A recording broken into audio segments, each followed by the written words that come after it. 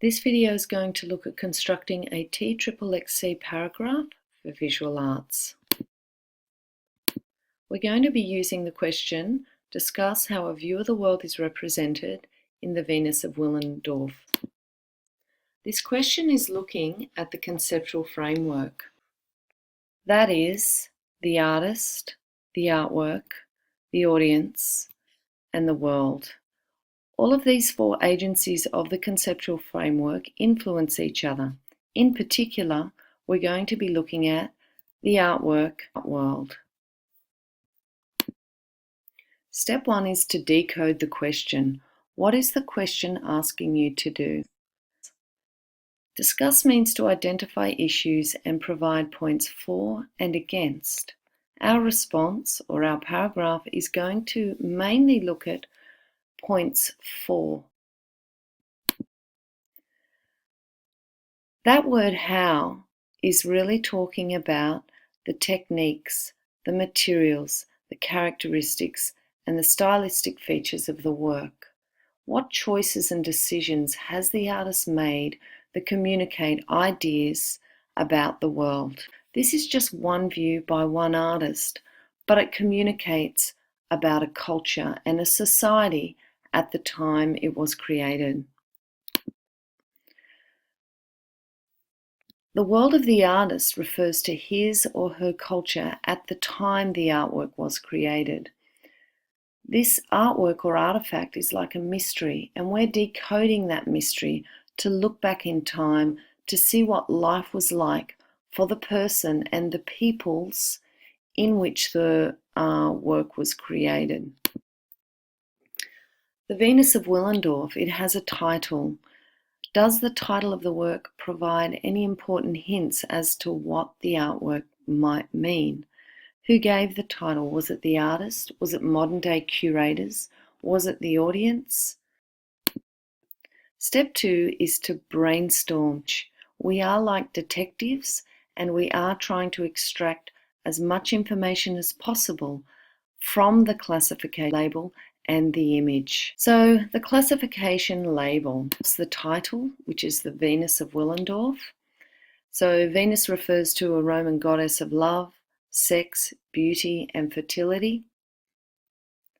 Of simply means from. Willendorf is a village in southern Austria. The title of this particular work wasn't attributed by the artist. It was attributed by those who found the statue in 1908. The next word, created. In this case, no artist is identified. This is typical of artworks that have a spiritual or religious significance because the emphasis is on the spiritual meaning behind the work, not the celebrity of the artist themselves. The world of the artist, in this case, it was 28,000 to 25,000 years before Christ. So here we're talking about the Paleolithic age, a society of hunters and gatherers, nomadic, moving from place to place according to available food sources. Survival is precarious, high mortality rate, high infant death rate, so a woman's fertility is paramount to ensure the survival of the species. The location of the work was in Willendorf, southern Austria, 1908. That's where and when it was found. This means that the artwork was somehow discarded by the artists. It's lay in the ground, lost in the mud for thousands of years. It's made of limestone. This is a soft material. It's lightweight and it's easy to carve. It's also only a small figurine at 10.8 centimeters high. This means it's easy to carry and easy to create multiple versions of the same sculpture. We're now going to look at the image. If we look at the how, in what way, characteristics and features of the work, it's a figure in the round, it's a closed form. There are no arms and legs sticking out that could be easily broken. The breasts and the genitalia area and the oversized stomach are all exaggerated. This is to emphasize the baby-bearing capacities. This suggests something about the importance of fertility was at the time this figurine was created. The small arms, minimal hands and feet, and braided hair kind of emphasize the fact that other body parts weren't so important. There are no facial features, suggesting that the individual identity of the woman depicted is not really important.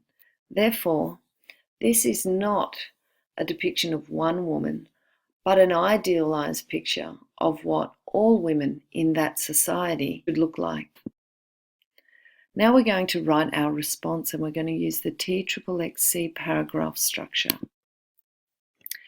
To introduce the main point of our paragraph, the question has just been reworded with a few changes. The voluptuous statuette of the female figure, the Venus of Willendorf, reflects the Paleolithic world in which it was created. We're now going to extend, which means we're going to give the who, what, when, where of the artwork. At the time of its making, some 28 to 25,000 years ago, mankind lived a nomadic existence, hunting and gathering according to available food sources. Survival of the species was this society's main preoccupation. Those who found the figure in 1908 near the small town of Willendorf, southern Austria, gave it the name Venus of Willendorf, referencing the ancient Roman goddess of love, sex, and fertility. Now we're going to look at the example and the explain part of our paragraph. Here we're going to reference 3 or more aspects of the work, and we're going to explain what these aspects tell us about the society in which it was created. So those people who found this little statuette in 1908 and gave it the name Venus was due to its exaggerated reproductive features such as the breast, the stomach, and the genitalia, to emphasize the importance of a woman's baby-bearing capacity in this society where life was so precarious.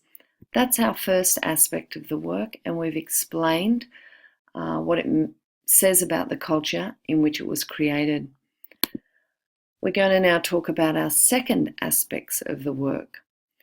Other body parts such as the arms and feet are virtually non-existent, and there are no facial features, indicating that this figure is not a particular woman with individual identity, but rather a stylized figure emphasizing the most desirable aspects of womanhood. That's our second aspect of the work, or example from the work, to tell us about this society and culture. We'll now talk about the third aspect.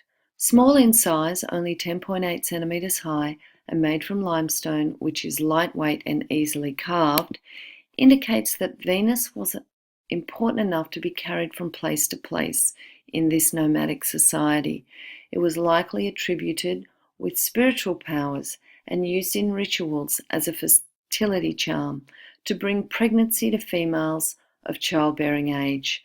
So now that's our third and probably our fourth, okay, the size and the materials in which it was made, aspects of this figurine that tell us about how this statuette was used in this society.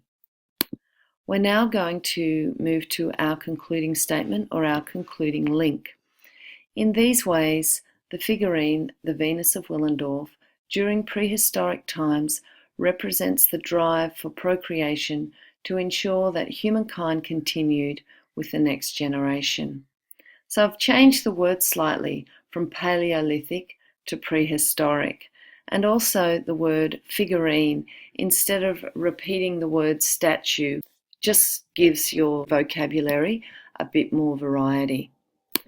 So if we were to have a look at a marking criteria, this response would definitely sit in the higher band. It's probably worth an 8.